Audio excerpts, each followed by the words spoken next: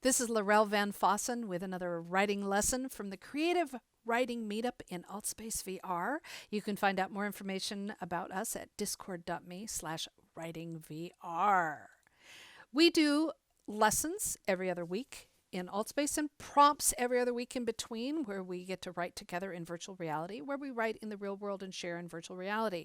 We offer our writing lessons with many tips and techniques on writing. We talk about tools, the writing process, and occasionally we talk about the publishing process if you're into that. But our group is open to people whether you want to publish or you just want to write creatively and get working on that creative expression, and we're here to help you do that. Today's writing lesson is from idea to done. You know, when those great ideas come up, we're going to talk about how to transform them into story. Jack London from Getting Into Print said, "Keep a notebook, travel with it, eat with it, sleep with it. Slap into it every stray thought that flutters up into your brain. Cheap paper is less perishable than gray matter, and lead pencil markings endure longer than memory." There's truth there. You need to have a way to keep track of your notes. Now, I have used every single kind of note-taking technique that is out there. I don't recommend that. I recommend you find something that works for you, something that's consistent and works with your lifestyle, with whatever it is that you have around you, because transferring those, from index cards to post-it notes, sticky notes to notebooks to phones and it's a hard process. So find something that works for you and try to stay with it. But whatever works for you, find a way to make it work, whether it's using your phone or it's using a notebook or journal, to track those ideas before they disappear right into the ether. Now, if you ever get any form of writer's block, come see me. We'll go for a walk, and I can make a story out of a leaf. I can make a story out of a crack in the pavement. I can make a story out of anything. Why? Because that's my job, and I love it. I have years and years of practice of taking concepts and ideas and turning them into story. You need to develop the same muscles. So look around you. You meet fascinating characters everywhere, on the bus, on the train, at work, everywhere. Take note of what makes them interesting to you, and what is it about them that you want to preserve. And dialogue. I love fascinating dialogue when I overhear how somebody's talking, an accent or voice, or the wonderful things that people say. Look for all kinds of triggers. Be newspaper clippings. I love newspaper clippings for ideas. Old photographs, postcards, letters. There's so many different ways. And prompts. I love prompts.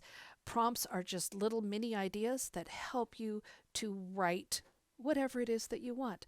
So have fun with those. In our Discord group, we have a prompt every single day. We have a new prompt to keep your juices flowing and all those ideas going. And we also have them at our meetup. So come join us and we'll hit you up with some to keep you flexing that imagination and that muscle. Now let's take an idea and kind of evolve it so you can see the steps of how this works. I was talking to the author of the Outlander series, and she was talking about how she develops an idea, and then I applied it to the basic, 5 W's and an H, or 6 W's and an H, whatever it is, that the journalists use. So what, where, when, who, why, and how. So I looked around, pick a cell phone, okay? Basic object. Where is it? Is it on the floor? Is it in your pocket? Is it a purse? I put it on the desk. When is it? Is it today, yesterday, in the future? Or maybe it's in the past, way in the past. A cell phone at 300 or 400 years ago, that could be an interesting story. To make things easier, I put it today. Now, who? This is where you explore your protagonist or your antagonist and the characters that are involved in the story that you want to tell. I went with the person that you or the character needs to call. Pretty simple. Now, why? Why do they want to call that person? What's their motivation? I listed procrastination, hurt feelings, broken relationship. Okay, so now I have the fundamental motivation. I have the characters, I have the players, I have the time period, I have a scene. Now the how helps to get that idea out of my head and download it. So what's the how? How can be an outline, it could be a step-by-step process, or it could just be thoughts that I'm just pulling out as I'm looking at what it is that I want to write. And that's what I did. So looking at the cell phone in my head, and I said, so convenient, right there in front of her. Its reflective black surface with eyes staring back at her.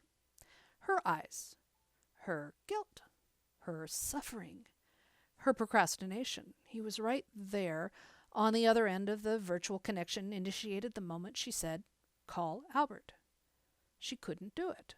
Oh, she wanted to. It would be so easy. And yet, no, not now, not today, not ever. Not ever. She stood up and walked away from her desk. So I did basic download. Just painted a picture, pretty loose. This is where we go from idea to done in the evolution. We start to edit. Here's my second draft, and I've left the first one up there so you can compare. Eyes stared back from the glossy black surface. She blinked. So did the reflection. Am I over him? Yes. No. Yes. No. Maybe. He was too easy to be with. Always there. Always safe. With 2 words that would begin again. Call Albert. She wasn't ready. Not now. Not today. Not ever. Maybe. She walked away from the desk, resisting the nagging tug of the phone. Is this perfect? Not even close. But what I did was I put the first draft through my colander, through my filter, and I pulled out what I liked, what kind of engaged me, kept that, added a few more things, expanded out, shrunk down. This is where draft becomes craft.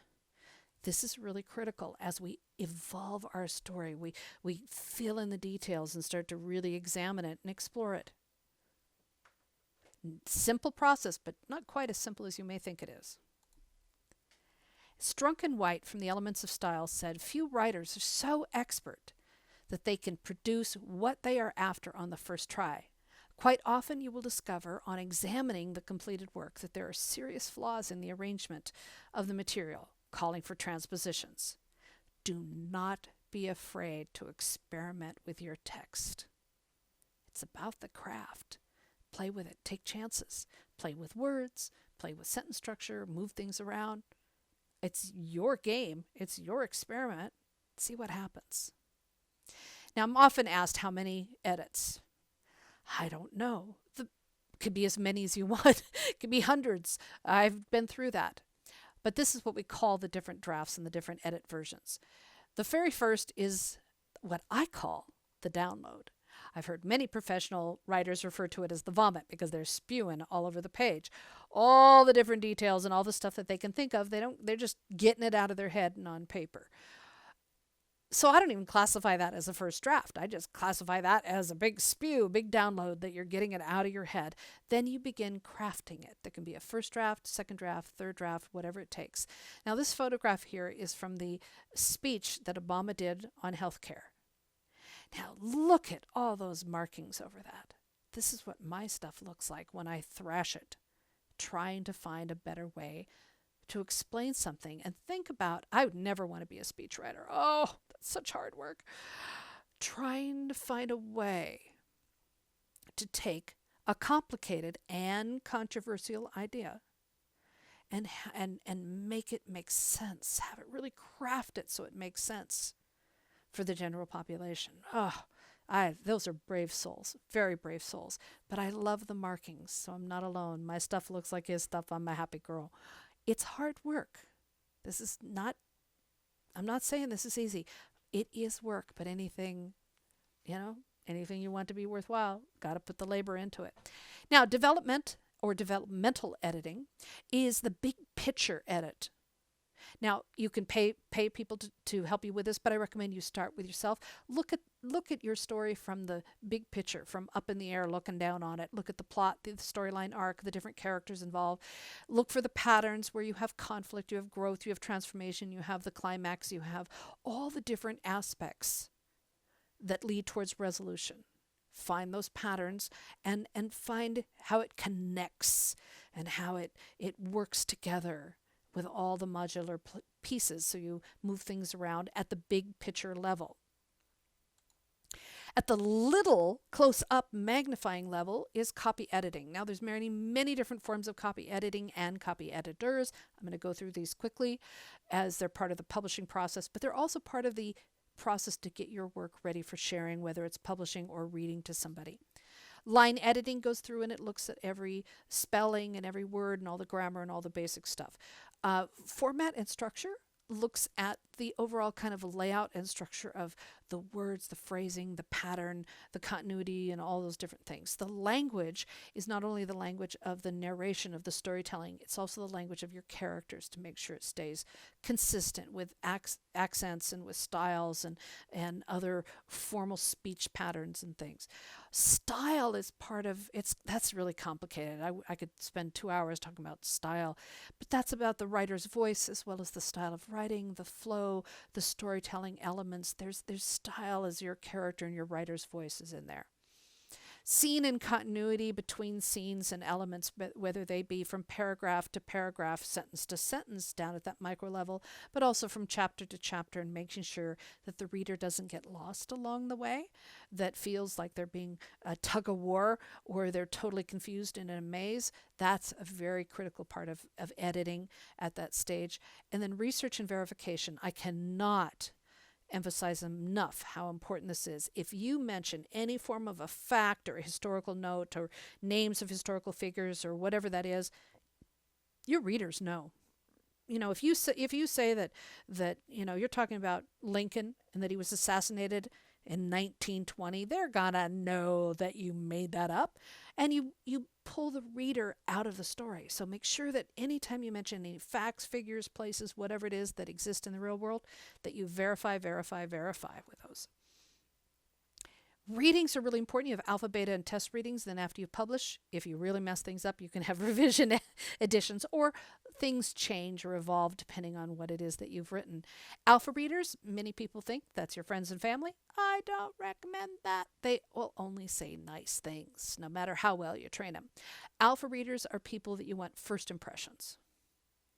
Beta readers are people who are very experienced readers, often experienced testing readers, and they give you some of your best feedback. So those are great, and you can find groups that do that on the web, or you can create your own community of beta readers from fans. Test readers is after you're ready, you're just about ready to publish, you want to just hand it out to people. It's really good for marketing to read and get their kind of responses back. You've done most of the hard work. Sometimes this will send you back to the beginning, but sometimes it just reaffirms that you are going in the right direction. Then after you publish, sometimes you will do revision editions. That's up to you and a publisher if you choose to go with one. So that is the summation of from idea to done, from idea to the final draft. You need to write, edit, write some more, edit, rinse and repeat. Constantly writing, rewriting, editing, rewriting, editing. It's just a constant pattern. And know that it will never be perfect, but it will always be good enough. And sometimes good enough becomes a classic. You never know. But striving for perfection has really seriously prevented many beautiful works from being published. So get over that and get to sharing, get to publish, get to whatever it is your goal is, so that you can have that legacy out there. You can have your words shared with others. Just know, no such thing as perfection, but good enough is actually often brilliant. So this is just one of the many lessons we have, the writing lessons we have at the Creative Writing Meetup. It's held at AltspaceVR, which you can download and install at altvr.com. You can do it on your computer, on a laptop. You can do it in virtual reality with any device of your choosing that is either tethered or mobile. You can find more information about what we're doing at discord.me/writingvr. And I'm Laurel Van Fossen. And thank you for being here. We'll have more lessons coming soon.